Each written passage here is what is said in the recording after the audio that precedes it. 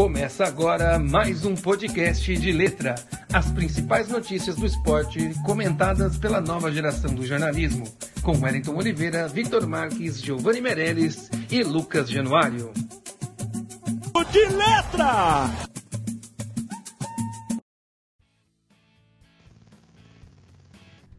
É isso, muito bom dia, boa tarde, boa noite, o horário que você estiver nos escutando. Estamos aqui tanto no Deezer, SoundCloud, YouTube, Spotify, você pode procurar aí, e também nas redes sociais de Letra FC, tanto no Instagram quanto no Facebook. Você está no YouTube, você já se inscreve, você está na sua plataforma, segue a gente aí também, porque ajuda bastante e não dói nada, viu? Pode ficar tranquilo.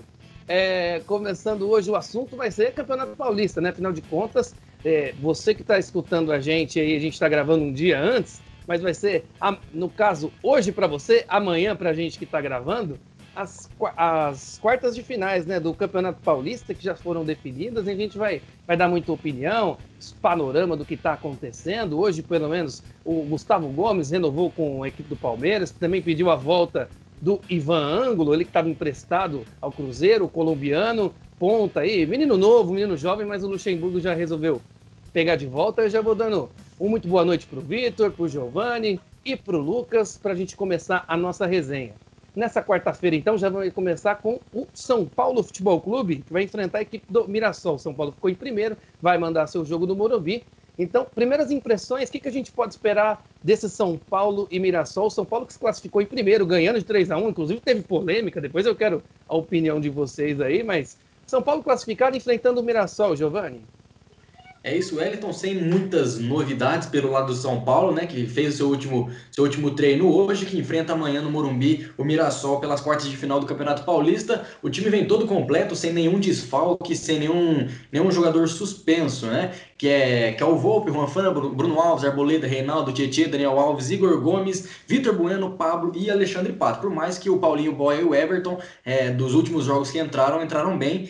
E o Vitor Bueno no primeiro jogo diante do RB Brasil, do Red Bull Bragantino, já mudou o nome, Red Bull Bragantino jogou mal o Vitor Bueno, né? Para muitos sairia até vaiado de campo da apresentação. E o Everton entrou muito bem, que talvez é algo que falta no São Paulo, que é a tal da velocidade. Mas no momento o técnico Diniz vai permanecer com o Vitor Bueno, aquela tradicional escalação do São Paulo. Novidade na lista que está inscrito o Carneiro no lugar do Galeano. O Carneiro que teve um grande período aí de doping, né, de suspensão, está voltando agora, não estava inscrito na primeira fase, agora está inscrito e pode ser relacionado amanhã contra o Bragantino. Bragantino não, Wellington, olha, eu tô com o Bragantino na cabeça, não sei se é trauma ainda porque perdeu, mas diante do Mirassol.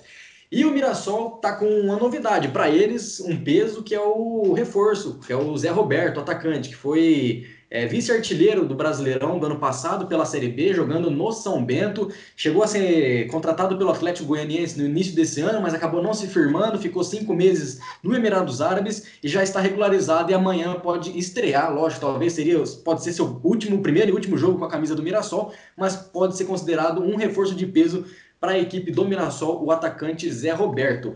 O Mirassol empatou 0-0 com o Água Santa e no último jogo perdeu de 1-0 para a Ponte Preta. Lembrando que o Mirassol também chegou a perder mais de 18 jogadores, perdeu uma equipe completa entre os titulares e mais o banco de reserva, né? Então a molecada que subiu aí vai ter que dar conta do recado. Lucas, São Paulo muito favorito para esse confronto, né? Pelo menos na teoria, pelo que o Lucas passou, pelo que o Giovanni passou aí, tanto de escalações, situações. Como que você espera aí? Como vai ser esse jogo aí? São Paulo e Mirassol, lembrando que o jogo vai acontecer às 7 horas da noite e somente naquela TV fechada lá, só se você pagar aquele pacote especial. Acredito que o que eu espero, que você espera, que o torcedor espera é um jogo dominante, Wellington. O São Paulo teve algumas dificuldades nos últimos 2 jogos, teve alguns momentos de muita inconsistência defensiva, muita liberdade para os pontas adversários. O São Paulo precisa sanar isso porque embora tenha que se respeitar o Mirassol, tem todo esse contexto do pequeno que pode surpreender, o jogo da vida dos jogadores, mas o São Paulo é muito favorito. O que se espera é que o São Paulo passe e pegue um adversário muito mais complicado. Então o São Paulo precisa sanar essas dificuldades que teve agora na volta após pandemia para poder, lá na frente, ou até mesmo nesse jogo, mostrar um futebol de mais qualidade que pode fazer uma temporada mais produtiva para a equipe paulista que precisa disso, né? É isso. Ô, Vitor, agora já acho que é consenso, acho que deve ser seu também que o São Paulo tem esse favoritismo, mas eu já vou dar um retrocesso, voltar aqui rapidinho, mas eu quero o seu lado torcedor e o seu lado jornalista dessa situação. São Paulo ganhou, classificou não, claro, o Corinthians fez sua parte, mas deu aquele empurrãozinho, camarada, que pode ser perigoso também, com o Corinthians classificando. Fala um pouquinho desses dois panoramas, um pouquinho do que você acha do jogo e essa situação que eu te pontuei agora. Com relação a essa situação do confronto de amanhã, eu acho que, estou de acordo, eu acho que o São Paulo é muito favorito, principalmente pelos desfalques do Mirassol, que perdeu suas duas peças que nos jogos que eu assisti eram muito, muito referência no time, que era o Chico, ponta do Ceará, e o Camilo, que era o camisa 10 do time. E depois disso saíram muitos outros e os reforços não vieram à mesma altura desses jogadores que eram jogadores de Série A. E alguns meninos da base também, então eu acho que muito por causa disso o São Paulo é favorito e tende a classificar, né? A gente não tem como colocar uma verdade absoluta no futebol, mas muito provável que o São Paulo se classifique amanhã. Com relação a essa situação do jogo de domingo entre Guarani e São Paulo e a relação disso com o Corinthians, eu acho que o São Paulo fez o que tinha que fazer. Colocou 10 jogadores reservas, porque 5 jogadores não podiam jogar, é evidente, Tietê e Daniel Alves não podiam jogar, e os outros 3, Vitor Bueno, Reinaldo e Bruno Alves, poderiam tomar o cartão e ficar suspenso dessa fase, então fez o certo, tirando esses 5, e os outros 5, alguns com desgaste, outros para poupar, porque disseram em algumas notícias que sentiram o ritmo do jogo contra o Red Bull na quinta-feira.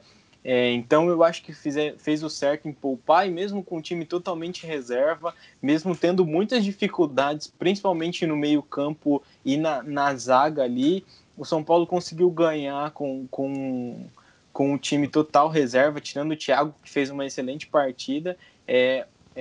O meu ponto de vista é que o São Paulo não entregou o jogo, a gente viu, e não tinha que entregar mesmo, tinha que jogar, como o próprio Fernando Diniz falou, pensando no São Paulo, esquecer o Corinthians. A gente sabe que o Corinthians, nos confrontos diretos, nos clássicos, leva muita vantagem, tanto contra São Paulo, contra Palmeiras, Santos, mas eu acho que isso é conversa de torcedor. É muito difícil você chegar e falar para um jogador profissional que está trabalhando nessa vida de competitividade desde de criança a falar para ele perder um jogo. O São Paulo entrou com um time reserva e mesmo assim passou por cima, digamos assim, do Guarani. Muito por essas dificuldades técnicas que o Guarani teve, que criou muitas chances e o Thiago parou muitas delas. Então foi muito por erro do Guarani do que mais pelo São Paulo ter entregue o jogo. Então eu acho que, na minha opinião, como torcedor, como jornalista, eu não concordo com essa opinião de entregar o jogo para atrapalhar a vida de outro, que pode ser que nem chegue a confrontar futuramente. É isso, então. E lembrando, né, Wellington, São Paulo, a instituição São Paulo não pode agir com irresponsabilidade devido ao fracasso do seu rival. Eu acho que isso sim seria um problema. Agora, entregar jogo porque o torcedor quer, lógico, o torcedor tá magoado, né? Em 2018, o 4 também bateu na trave, o Rodriguinho fez um gol de cabeça nas quartas de final, se eu não me engano. Depois teve o caso do ano passado, que o São Paulo chegou na final, acabou perdendo pro Corinthians, e lógico, isso o torcedor fica magoado, né? O torcedor não quer ver o Corinthians pela frente. A verdade é essa. Mas do lado da instituição, o São Paulo não pode pensar no seu rival pelo seu próprio bem. Quem quer ser campeão tem que passar por cima de todo mundo. É isso, com certeza. Quem quer ser campeão quer passar por cima de todo mundo, tem que passar por cima de todo mundo. Falou muito bem aí, Giovani. Então vamos já passando para o próximo confronto. Próximo confronto que vai ser ainda nessa quarta-feira. O Palmeiras vai enfrentar a equipe do Santo André. Lembrando que na última rodada o Palmeiras conseguiu ultrapassar o Santo André. Santo André que voltou muito mal, voltou aí com 2 derrotas, né? Outra daquelas equipes, acho que, aliás, todas as equipes consideradas menores acabaram tendo uma perca aí muito grande, né? Perderam jogadores, a folha salarial teve que ser muito reduzida, né?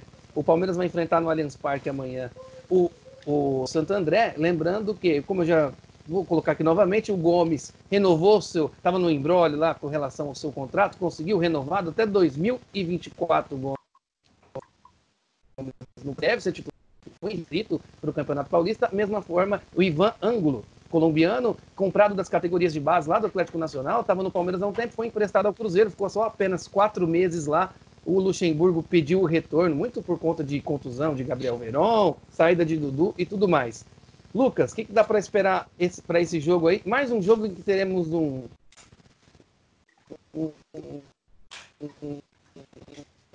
favorito, sim. Um pouquinho, Wellington. Claro. Opa, é mais um jogo que a gente vai ter um favorito muito claro? Sim, cara, eu acredito que embora o Palmeiras também não venha tendo um desempenho ótimo esse ano, não tenha conseguido firmar uma equipe muito sólida, é uma diferença técnica de elenco e de equipe muito grande, cara.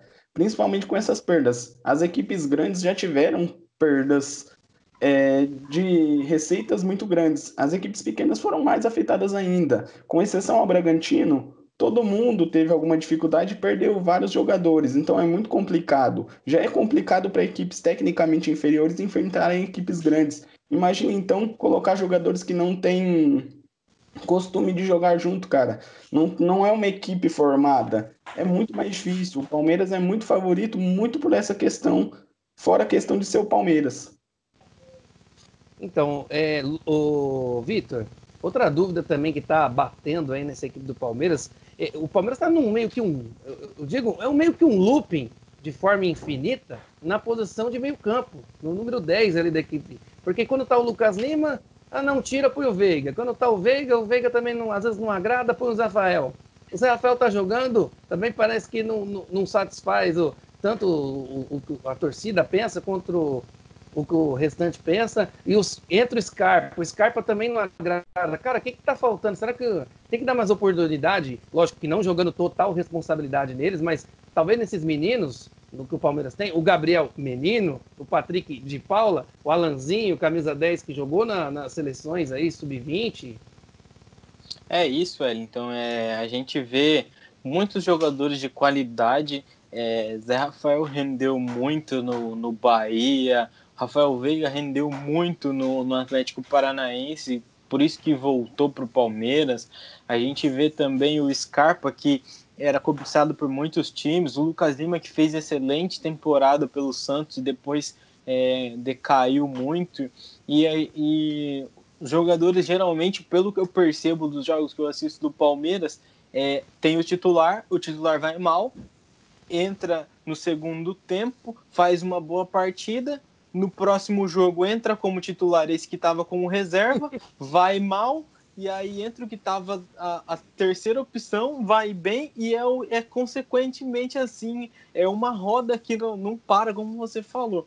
É difícil entender, já foram testados com técnicos diferentes, mais de um técnico, já foram testados com formações diferentes, inclusive até a época que estava o Dudu, que colocou o Dudu no meio e os dois, o William e Rony, abertos, e não dá certo. A gente sabe que os jogadores têm qualidade, eu não sei se é a pressão de jogar no Palmeiras, que a gente sabe que a torcida pressiona muito, a torcida do Palmeiras é muito exigente, a gente não sabe se é técnico, se é problema de vestiário. Eu sei que tá complicado esses jogadores, que a gente sabe que tem muita qualidade e não rendem. A esperança, no meu ponto de vista, é esses jovens mesmo. tanto o menino, que entrou muito bem, né, quando jogou, tanto no meio quanto na lateral. Na lateral, o Vanderlei gostou muito dele, né? O Patrick vem fazendo excelentes jogos, muito firme, muito, muito presente. Parece que ele não sente o jogo, parece que está jogando no profissional há muito tempo. O Alanzinho, eu não vi ele jogando no profissional ainda, mas na categoria de base do Palmeiras ele rendeu muito, tanto na seleção brasileira quanto no Palmeiras. Joga de camisa 10, joga fácil, é um menino rápido, então eu acho que essa pode ser a solução do Palmeiras para esses problemas pontuais. Giovanni, é lógico, eu falei com o Vitor, colocar os meninos, claro que não dá para colocar essa responsabilidade toda nos meninos da base. Quem é o cara que pode chamar, que está faltando? Claro, a gente tem alguns exemplos, mas quem que é o cara que você ainda vê potencial? Não precisa ser dos meias, mas o cara que está faltando o futebol, que já deve ter mostrado. Acho que desse time, pelo que eu estou vendo, apenas o William ali, vamos dizer assim, lá da frente, dos caras lá da frente, é o cara que consegue chamar a responsabilidade. Quem que pode aí ajudar o William a fazer o Palmeiras não só passar de Santo André, mas também ter uma esperança mais para frente, quem sabe de levantar o caneco?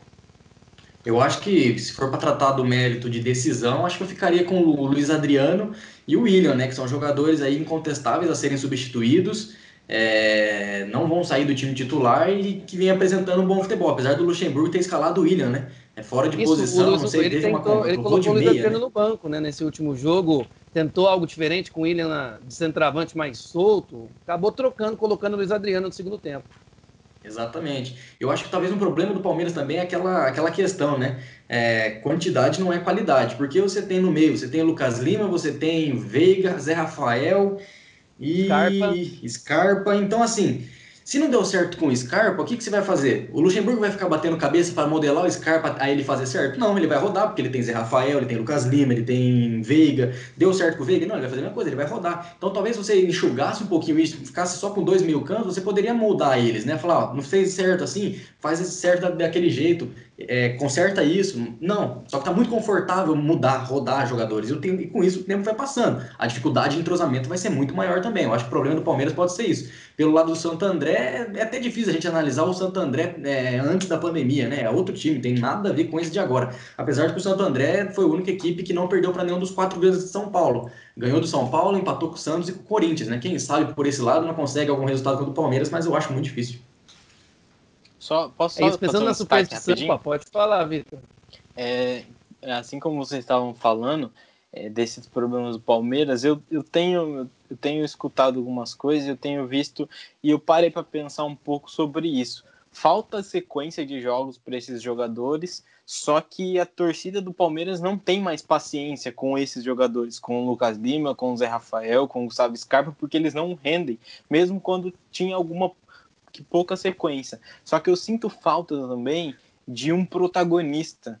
A gente vê esses jogadores, eles são muito bons, o William, Luiz Adriano, Rony, Zé Rafael, Rafael Veiga, Lucas Lima. A gente vê que eles são Gustavo Gomes, Felipe Melo, a gente vê que eles são muito bons jogadores, que tem um elenco bom, mas nenhum desses jogadores antes do Palmeiras eles eram protagonistas.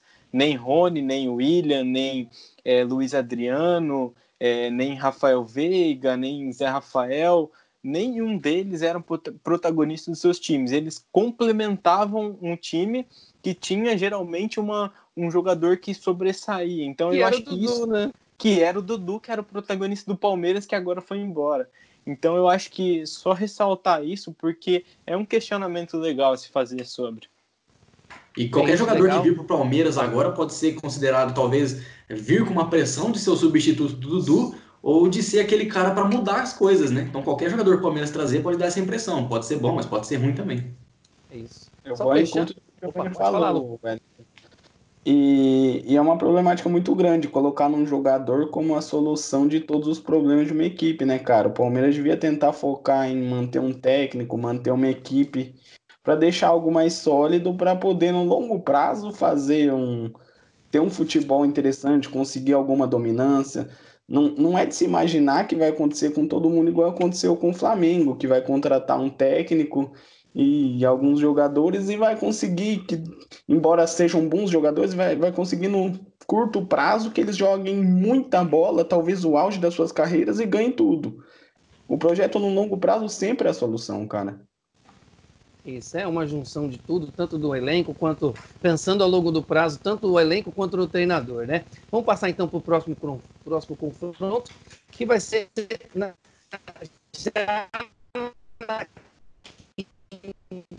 lembrando que o mando de campo vai ser da equipe do Bragantino. Se vocês puderem, depois vocês podem falar aí quem vai ser o mando de campo. Não apurei aqui de onde que o Bragantino deve mandar o seu jogo, né? Onde que é, Giovanni? Morumbi, 7 horas. Morumbi. Ele até pensou em tentar mandar esse jogo lá para o Santo André. Agora quem quer tentar mandar em Bragança mesmo, né? Mas Bragança está na situação ainda de uma bandeira mais vermelha, não está podendo ter jogos ainda lá. Eu já vou adiantando logo para vocês a minha opinião. Para mim já é a final antecipada do campeonato, viu, garotinhos? Para mim quem sair desse confronto deve ser o próximo campeão paulista, então já se preparem também as cornetas para caso isso não acontecer. Ô Lucas, falando para mim aí, ó, o Bragantino, para mim, o time que parece mais organizado aí, desses que eu vi jogar pelo menos, claro, na sua forma de jogar, ele parece ser o mais organizado. Vai enfrentar um Corinthians que vem crescendo muito, né? E aquela frase, né? Costumam dizer, deixou chegar. É isso mesmo, Wellington. E, cara, eu acredito que provavelmente todo mundo vai achar que esse é o jogo da rodada. Porque, como você falou, uma equipe que vem crescendo com uma equipe que conseguiu manter uma constância, uma equipe que teve algumas perdas do ano passado para cá, algumas mudanças, mas conseguiu montar um elenco forte, uma solidez financeira para não deixar o seu elenco se sentir mal, ter problemas extracampo que atrapalhassem o futebol. Esse jogo tem tudo para dar certo, Wellington. A tendência é ser o melhor jogo da rodada. Eu não sei se eu acho que é uma final antecipada, porque eu ainda preciso ver mais desse Corinthians. O que eu vi contra o Palmeiras, principalmente, eu gostei. Eu achei que mostrou um futebol bem mais organizado, com algumas jogadas ensaiadas, alguma coisinha mais interessante, que vinha tendo dificuldade antes da pandemia, antes de tudo parar. Mas eu ainda tenho alguma restrição quanto ao elenco do Corinthians. Eu acho um elenco muito limitado no que diz respeito não só à qualidade, mas à quantidade. O Corinthians improvisa um jogador na defesa, perdeu o seu zagueiro titular recentemente e não tem sequer reposição no banco. Vai ser muito complicado o Corinthians ter um ano bom, principalmente no Campeonato Brasileiro, que exige mais regularidade. No Paulista, talvez consiga até ser campeão, como você mesmo disse, porque o Corinthians é o calcanhar de Aquiles dos seus rivais, afinal de contas. É isso. Você comentou aí de alguns defeitos, talvez. O Danilo Avelar, acho que vem, apesar de ser uma improvisação, acho que ele já pode levar para a vida, já pode ficar como zagueiro mesmo, porque se adaptou muito bem à posição, né? E ele já era muito bom no jogo aéreo, marcava seus gols, né?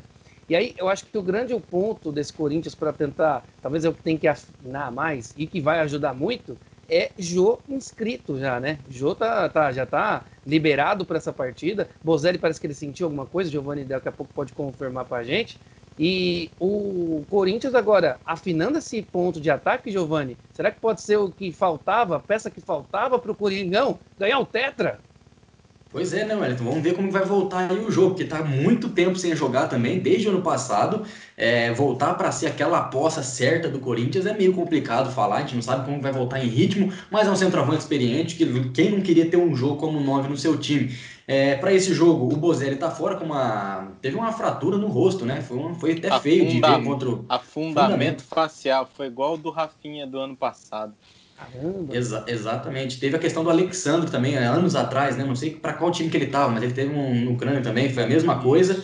Bozelli tá fora, o Jô reestreia, deve ser titular, e o Cantígio, né, que recuperou do Covid, está totalmente recuperado e pode ir pro jogo. Aí fica aquela dúvida quem vai, se vai o Ederson, que fez bons jogos, o Camacho, que já vinha sendo titular, ou o Cantígio, que está recuperado para ser o volante da equipe do Corinthians.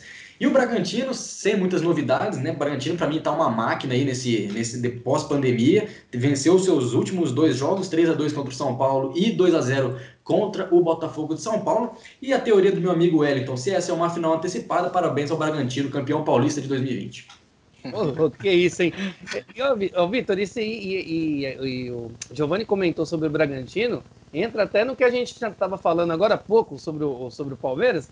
Ali, ó, menino da base, jogou em outras bases, veio para jogar na base do Palmeiras, depois foi emprestado diversas vezes. Arthurzinho está sendo a solução da lavoura lá no Bragantino. Dizem que já tem uma nova proposta. Bragantino pode até dobrar o que investiu no rapaz. Pois é, esse acho que foi dos piores erros dessa diretoria do Palmeiras, que foi liberar o Arthur, que podia estar sendo substituto do Dudu, porque tem algumas características parecidas. Inclusive, o gol do São Paulo foi muito parecido com o Exatamente, um golaço, por sinal. Só para continuar o assunto que o Lucas citou, falando do jogo de Palmeiras e Corinthians, eu também achei uma atuação firme, só que eu confundi o técnico, não era o Thiago Nunes agora, porque falaram, eu achei que era o Carille que estava ali no banco de reserva, que jogou por uma bola, fez um gol e retrancou tudo, mas foi um time bem montado, foi um time por uma bola para ganhar o jogo. Como o Giovani falou, é um time muito bom, inclusive o Fernando Diniz citou o Bragantino indiretamente na sua última entrevista, falando que eles voltaram antes, então eles estão melhor fisicamente, mas eu acho que não é só isso. O Felipe Conceição veio pro Bragantino do América Mineiro, ele até citou numa entrevista hoje no Jogo Aberto que ele passou por um estágio assim para uma pré-eleição feita para se candidatou à vaga de técnico no Bragantino e aí ele conseguiu. Então a gente vê que não é qualquer um, tem uma pré-eleição feita, tem uma escolha toda, e é um time que encaixou bem. Vamos ver se nesse confronto vai ter lei do ex, porque temos Júlio César, Matheus Jesus e o Claudinho, né, que são ex-jogadores do Corinthians. Pode ser que dê alguma coisa por aí. Eu acho que é um confronto, é o mais difícil dessas quartas de final. O Corinthians, eu acho que, como já citaram, como o Lucas já falou, não tem um elenco muito vasto. Inclusive, se o Jô não tivesse liberado agora, não ia ter centroavante, porque não tem nenhum elenco. Mas eu acho que é um time bom. Eu acho que é um time que dá para buscar alguma coisa, principalmente num campeonato assim de mata-mata. O Danilo foi uma opção do Thiago, né, para jogar na zaga, e foi muito bem nesses 2 jogos. Eu acho que, sinceramente, eu acho que dá Bragantino, mas com dificuldades, porque parece que encaixou esse time, ainda mais com reforços de Jô e Cantígio no time, pode ficar um pouquinho mais forte. E lógico, né, Wellington? Depende de como vai ser os confrontos, né, as combinações. Mas você pensa, o Bragantino e o Corinthians jogando no Morumbi, São Paulo passando do Mirassol. Já pensou se o Corinthians passa e pega o São Paulo? O Corinthians tá treinando, tá jogando no Morumbi, já tá pegando as manhas, pegando as táticas, né? Então pode ser um ponto positivo pro Corinthians também. Porque se tem aquele reconhecimento de campo, né? As equipes já estão fazendo amanhã. Não, com amanhã certeza. Quinta, na verdade. No caso, quinta-feira. Quer completar, Lucas? Parece que você vai falar alguma coisa? Não. Isso mesmo, Beleza, então. Tranquilo. Acho que por hoje a gente já conseguiu dar um panorama legal para todo mundo que escutou a gente, né? Falamos de todos os confrontos. E agora é esperar. Opa! É que a gente falou muito de Santos, mas não foi agora não, tá? Uma surpresa que vocês têm aí para os futuros podcasts aí, gente. Olha, foi falha minha, ato falho meu. O Santos já tá mal e o apresentador ainda corta os homens. Tô eliminando os Santos antes deles jogarem, velho. É brincadeira. O Santos que vai enfrentar às 9h30 da noite, a equipe da Ponte Preta, outra que assim como o Corinthians, todo mundo dava disputando o rebaixamento e conseguiu voltar das cinzas, e a Ponte Preta chegou. Ponte Preta chegou e vai enfrentar o Santos Futebol Clube. Então, o que dá para esperar desse confronto, Vitor? O Everson ainda está afastado, o Sacha ainda está afastado. Como que o Santos vem aí para esse confronto? Estão afastados, não vão jogar. Acho que pelo menos esse Campeonato Paulista estão fora devido a todo esse imbróglio que tiveram na Justiça. Eu só queria destacar essa belíssima tabela, classificação, formato do Campeonato Paulista, que Ponte Preta, Água Santa e Oeste do grupo do Santos foram dos últimos. A Ponte Preta quase foi rebaixada e nos últimos minutos classificou para as quartas de final. Então, parabéns a quem organiza essa tabela desse campeonato. E vamos, já que os clubes aceitam, já que a TV aceita, a gente só comenta, né? O Santos tem alguns problemas, como a gente já falou, principalmente extracampo. O Gesualdo está tendo dificuldades para montar seu time com esses problemas extracampo, até por incerteza de jogadores, se vão, se ficam. Tem jogadores que podem ser vendidos, mas eu acho que é favorito em relação a esse confronto. A Ponte Preta voltou melhor. Não estava bem no campeonato, teve essa pausa, voltou bem, voltou ganhando os jogos, por isso que conseguiu se classificar. O Santos tem a volta do Carlos Sanches, que estava suspenso nessa última rodada, que é um excelente reforço para o meio de campo, que dá um dinamismo, dá uma rodagem para a equipe totalmente diferente. Eu acho que mesmo com essa boa fase da Ponte Preta, eu acho que o Santos é favorito, esses jogadores da ponta me encantam demais. Tanto o Marinho quanto o Soteldo dão uma velocidade, uma qualidade para o time, porque não só correm, eles chutam bem, eles driblam, eles partem para cima, armam jogadas. Então eu acho que por causa desses fatores o Santos é favorito para a classificação. Não sei se foi só o jogo que eu assisti, mas pelo menos o jogo que eu assisti contra a equipe do Santo André, o Gesualdo ele tem uma mania, assim, pelo menos, não sei se o Marinho estava bem ou não fisicamente, mas o Marinho chegou a ser banco, né? Ele colocou o Raniel, foi o Raniel, foi um outro jogador, foi o Raniel mesmo, que ele colocou na ponta. Vitor pode me corrigir, quem que ele colocou na ponta? Primeiro ele colocou, se Arthur, não me engano, né? o Arthur Gomes. O Arthur Gomes ele colocou na ponta e deixou o Marinho no banco. E quando colocou o Marinho, ele colocou o Marinho em um momento na ponta esquerda e o Soteldo na direita. Quer dizer, tudo invertido. Normalmente eles jogam nas pontas invertidas, tanto o Soteldo na esquerda puxando para a direita e o Marinho na direita puxando para a esquerda, que é o pé bom de chute, né?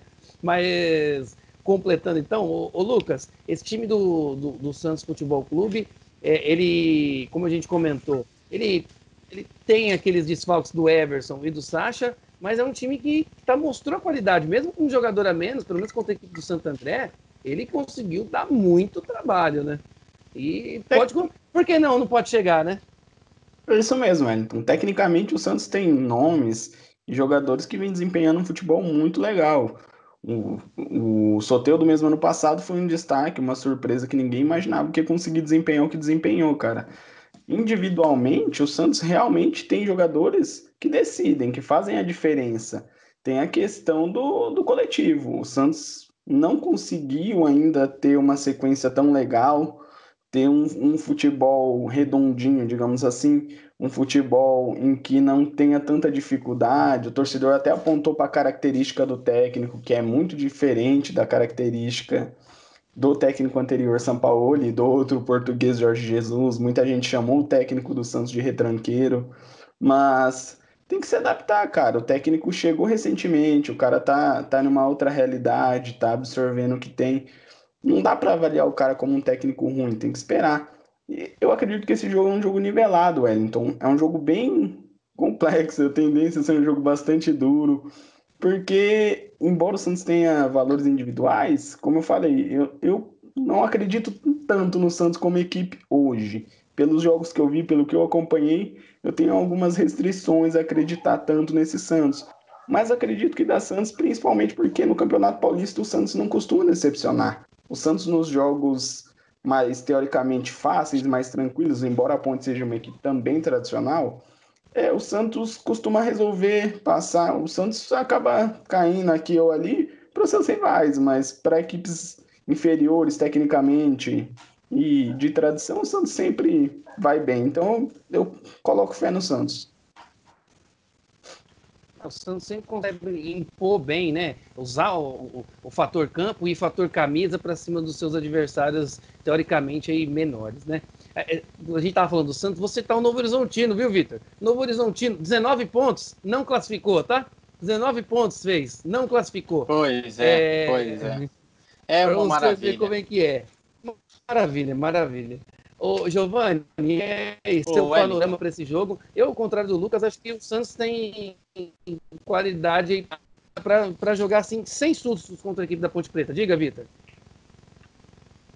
Só um destaque só para complementar a informação. O Santos, que está sem o Sacha, como o Wellington já falou, vai perder para essas quartas de final o Uribe e Raniel, que não vão poder jogar machucados, e vai ter a única opção de ataque. Né? Confundi aqui. O Uribe foi expulso e o Raniel machucado, estão fora. E vai ter a opção de ataque o Caio Jorge, que vinha sendo titular, é um menino novo, mas é bom jogador. E o destaque também para a volta do Jean Mota, que quase foi para o Bahia, estava a negociação muito avançada, depois deu para trás, eu não sei o que aconteceu, voltou, fez um bom jogo, deu assistência também na derrota de domingo, mas o Gesualdo até elogiou o Jean Mota, só isso. Então, Wellington, relacionado a esse jogo, se a gente fosse numa casa de aposta, hoje eu apostaria na Ponte Preta para esse jogo. Por quê? Lógico, a Ponte Preta, visando pós-pandemia, vem de 2 vitórias, 2-0 para cima do Novo Horizontino e 1-0 para cima do Mirassol, e o Santos vem de um empate com o Santo André e uma derrota de virada para o Novo Horizontino, ganhando até de 2-0, né, o que mostra um pouquinho da irregularidade da equipe do Santos nesse quesito. Acho que do ponto fraco do Santos, que eu não gostei de quem voltou, foi o Vladimir. O Vladimir, nesses 2 últimos jogos, eu achei que não foi muito bem. Eu acho que aquele goleiro que, se chutar, pode acontecer de tudo. A Ponte ganhou esses 2 últimos jogos, vai ter o Roger de volta para essa partida, e é complicado, né, Wellington? Em toda essa crise do Santos que o Santos vem vivendo, eu apostaria na Ponte Preta. E puxando o que o Vitor falou sobre o Campeonato Paulista, o formato, né, de disputa é totalmente desleal, né? O Santos classificou em 9º na classificação geral, em 9º. Uma equipe em 9º conseguiu ir para umas quartas de final, enquanto várias equipes chegaram na frente do Santos, mas mesmo assim acabaram se desclassificando porque no seu grupo em si não conseguiu ficar entre os primeiros colocados. Então o Santos está classificando em 9º colocado. Então, por mim, hoje eu apostaria na Ponte. Tá aí, nossas opiniões um pouquinho divididas. Vamos ver o que vai acontecer. Lembrando que o jogo vai acontecer na quinta-feira, às 9h30. Acho que não esqueci mais nenhum jogo, né? Acho que todos os jogos foram completados, então essa deve ser a rodada do Paulistão. Claro que a gente vai passar repercussão, podemos aparecer a qualquer momento na sua programação, talvez um pré-jogo, pós-jogo, tudo misturado. Vamos aguardar então novas orientações aí da direção. Você que está nos acompanhando, lembrando, siga a gente aqui, tanto no Facebook quanto no Instagram, Deletra FC, é só procurar lá. No YouTube, se você estiver assistindo, já se inscreve no canal. Se não tiver inscrito, aperta o botãozinho aí que ajuda bastante a gente. Spotify, SoundCloud, Deezer. Estamos aí, galera, para dar muita opinião para vocês. Já agradeço de antemão todos nós aí, Vitor Marques, o Lucas Januário, o Giovanni Meirelles. Muito obrigado pela participação de todos e até a próxima.